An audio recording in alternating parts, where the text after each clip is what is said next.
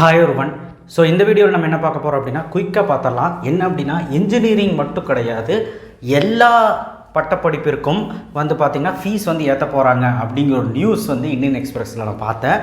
So இது உண்மை தான், நிறைய நியூஸில் வந்துருச்சு. நான் இந்த நியூஸில் பார்த்தது உங்கள்கிட்ட ஷேர் பண்ணணும்னு நினைக்கிறேன்.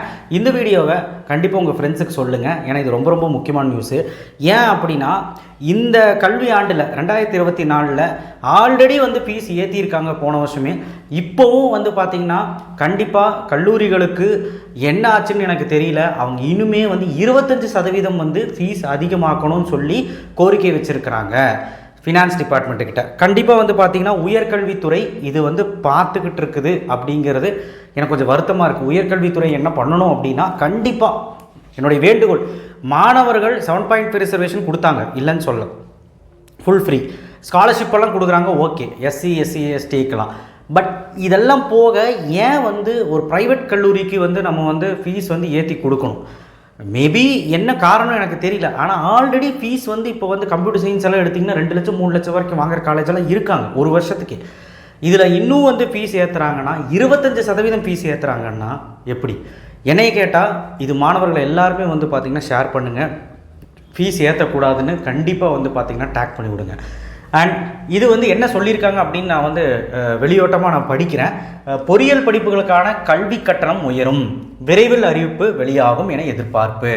ஸோ என்ன அப்படின்னா பொறியியல் மட்டும் கிடையாது, இன்ஜினியரிங் மட்டும் கிடையாது, பேராமெடிக்கல் கோர்ஸு, அதுக்கப்புறம் ஆர்ட்ஸ் அண்ட் சயின்ஸு, நிறைய கோர்ஸுக்கு, அந்த முக்கியமாக அந்த மெடிக்கல் கோர்ஸுக்கும் இன்ஜினியரிங் கோர்ஸுக்கும் தான். பாருங்கள், தமிழ்நாட்டில் நடப்பு கல்வி ஆண்டு முதல் பொறியியல் படிப்புகள், துணை மருத்துவ படிப்புகள், அதாவது பேராமெடிக்கல் கோர்ஸ் மற்றும் கல்வியியல் படிப்புகளுக்கான கட்டணங்கள் உயரும். ஸோ இது வந்து சீக்கிரமாக இந்த நியூஸ் வந்து வெளிவரும் அப்படின்னு சொல்லியிருக்கிறாங்க, இந்த கட்டண உயர்வு. ஸோ அடுத்து உயர்கல்வி படிப்புகளுக்கான மருத்துவம், பொறியியல், கலை அறிவியல், ஆர்ட்ஸ் அண்ட் சயின்ஸும் இன்க்ளூடட் போன்றவற்றுக்கு கட்டணம் நிர்ணயம் செய்வதற்கு ஓய்வு பெற்ற நீதிபதி தலைமையில் தமிழக அரசால் குழு ஒன்று அமைக்கப்பட்டுள்ளது. அந்த குழு தான் என்ன பண்ணுவாங்கன்னா ஃபீஸ் வந்து நிர்ணயிப்பாங்க. அப்போது தயவு செய்து மாணவர்களுக்கு எதாவது ஃபேவர் பண்ணி கொடுங்கன்னு தான் நான் சொல்லுவேன். கல்லூரிகள் ஆல்ரெடி வந்து ஃபீஸு அதிகமாக தான் வாங்குகிறாங்க. இது கூட பரவாயில்ல, மேனேஜ்மெண்ட் கோட்டாவில் டொனேஷனும் வாங்குகிறாங்க, ஃபீஸும் வாங்குறாங்க. அட்லீஸ்ட் இந்த கவர்மெண்ட் கோட்டா போகிற பசங்களுக்காவது கொஞ்சம் ஃபீஸ் கம்மியாக இருக்கட்டுமே. இந்த குழு தமிழ்நாட்டில் 3 வகையான உயர்கல்வி படிப்புகளுக்கு புதிய கட்டணங்கள் நிர்ணயம் செய்வதற்கான விண்ணப்பங்களை பெற்றிருக்கிறது. என்ன விண்ணப்பம்னு பார்க்கலாம். அதில் பிஇ, பிடெக் போன்ற பொறியியல் படிப்புகள், பேராமெடிக்கல் எனப்படும் 17 வகையான துணை மருத்துவ படிப்புகள், இளங்கலை மற்றும் முதுகலை படிப்புகளை நடத்தும் கல்லூரிகளை விண்ணப்பங்களை சமர்த்துள்ளன.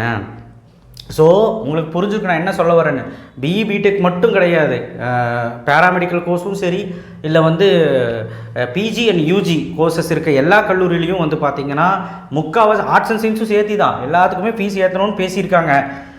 இந்த விண்ணப்பங்களில் பொறியியல் படிப்புகளை நடத்தும் கல்லூரிகள் மற்றும் தனியார் கல்லூரி நிர்வாகங்கள் 25% வரை கட்டண உயர்வு கேட்டு கட்டண நிர்ணய குழுவிடம் கோரிக்கை வைத்துள்ளன. 25% கட்டணம் வந்து உயர்த்த சொல்லியிருக்கிறாங்க. இது வந்து கோரிக்கை வச்சுருக்காங்க யாருக்கிட்டனா, கட்டண நிர்ணய குழுவிடம். அந்த ஃபீஸ் வந்து நிர்ணயிப்பாங்க தெரியுமா, ஒரு கேங்கு.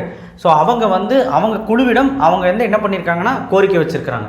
அதன்படி நடப்பு கல்வி ஆண்டு முதல் பொறியியல் படிப்புகள், துணை மருத்துவ படிப்புகள் மற்றும் கல்வியியல் படிப்புகளுக்கான கட்டணங்கள் உயரும் என தகவல் வெளியாகியுள்ளது.